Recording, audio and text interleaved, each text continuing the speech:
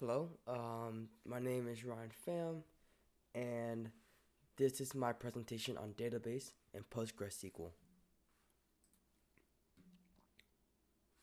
First, let's understand by what a database is.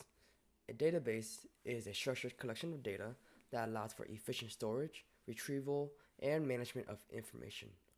They are used in countless applications from business operations, scientific research, and to personal data management from our phones and social media.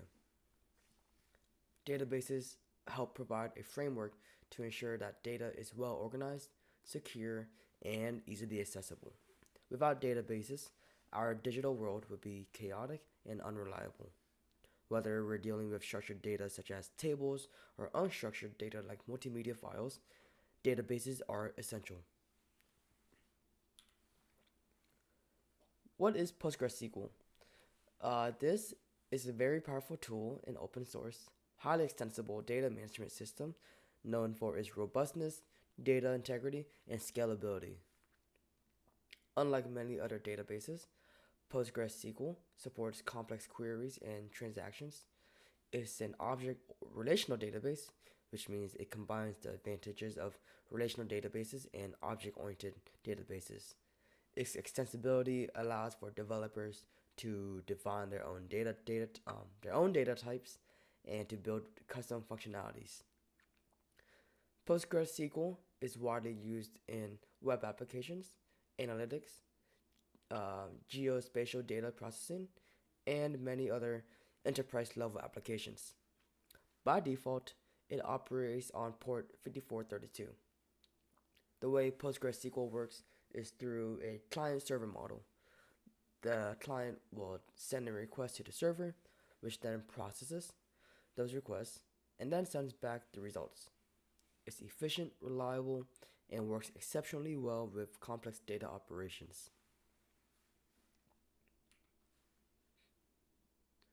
Now, moving on how to install and configure PostgreSQL on Linux. First, we need to update the package list to ensure that we are pulling the latest versions of the package available. To do this, we will run sudo apt update. Next, we will install PostgreSQL by running sudo apt install PostgreSQL.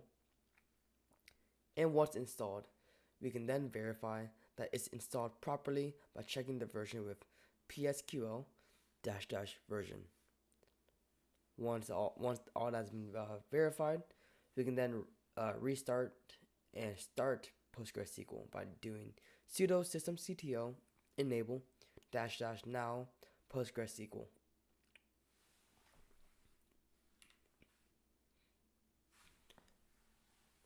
Again, once we have PostgreSQL installed, we can now go ahead and configure it to work as we intended to.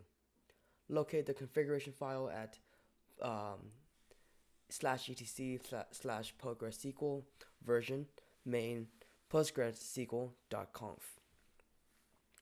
Modify the listen underscore addresses setting to specify which IP address PostgreSQL should listen to.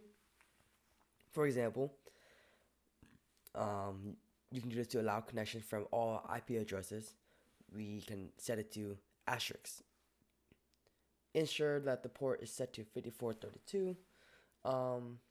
And then restart PostgreSQL to apply the changes using sudo systemctl restart PostgreSQL.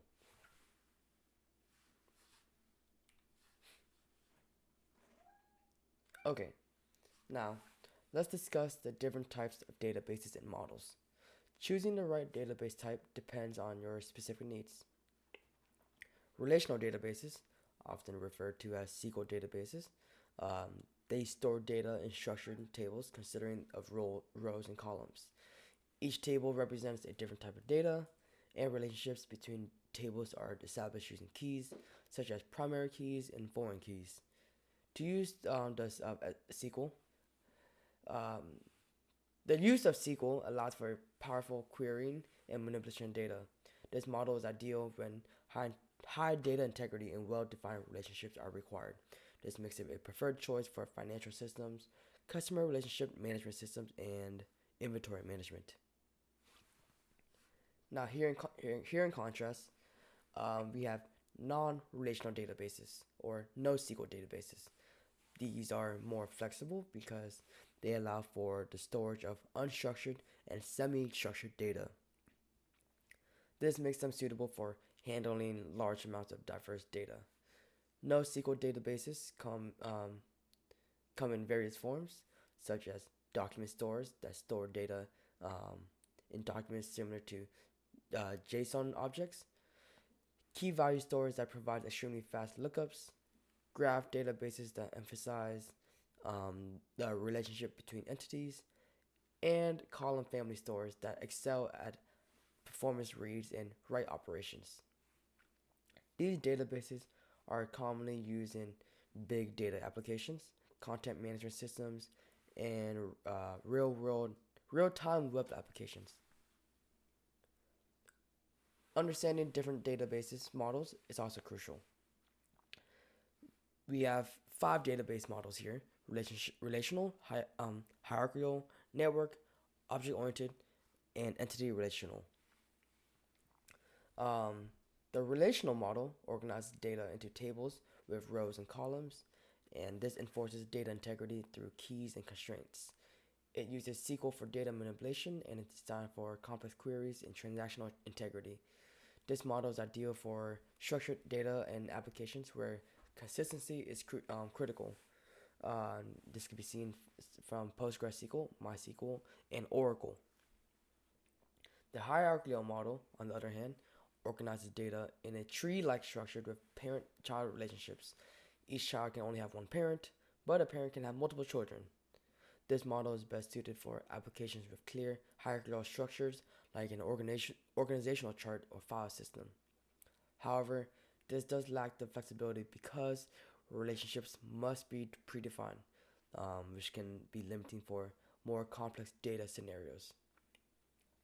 The network model, this builds on the hierarchical model by allowing for more complex relationships between data. Unlike the strict parent-child relationship of the hierarchical model, the network model allows data to have multiple parents, making it more versatile. Data is more is data is represented as nodes connected by links, forming a graph structure. This model is commonly used within telecommunications, manufacturing, and financial systems where complex relationships are necessary. The object-oriented model stores data in the form of objects, similar to how object-oriented programming languages work.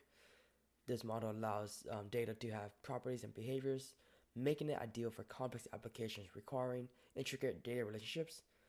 It also supports inheritance, polymorphism, and encapsulation, which are principles commonly found in object-oriented programming.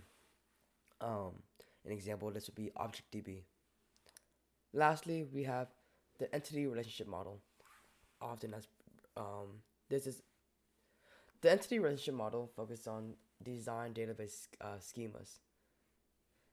This model uses diagrams to visually represent entities, their attributes, and their relationship between them. It's especially useful when planning and structuring a relational database before implementation. Um, Microsoft Visio is common to create these entity relational diagrams. Understanding these models is essential for selecting the most appropriate type of database for your application. And the choice depends on factors such as the structure of the data, complexity of the relationships, and desired performance of the database. Now, moving on to the hardening tips of PostgreSQL. Security is essential for any database system, um, especially for this, which can hold sensitive data. Some tips will include the following: restricted access. Configure the pg underscore hba.conf file to allow only trusted IPs. This ensures that authorized systems can connect to the database server. Another crucial security measure is enabling SSL TLS encryption, which protects data during transmission between the client and the server, ensuring data integrity and confidentiality. And lastly, we have regular updates. Um, Of course, regularly apply patches and updates helps maintain a secure environment. To wrap things up, um, implement at the minimum the three security techniques to ensure a robust environment, ensure configuration is done correctly with verification, and many database and we discussed the many database types with different uses. So thank you very much, and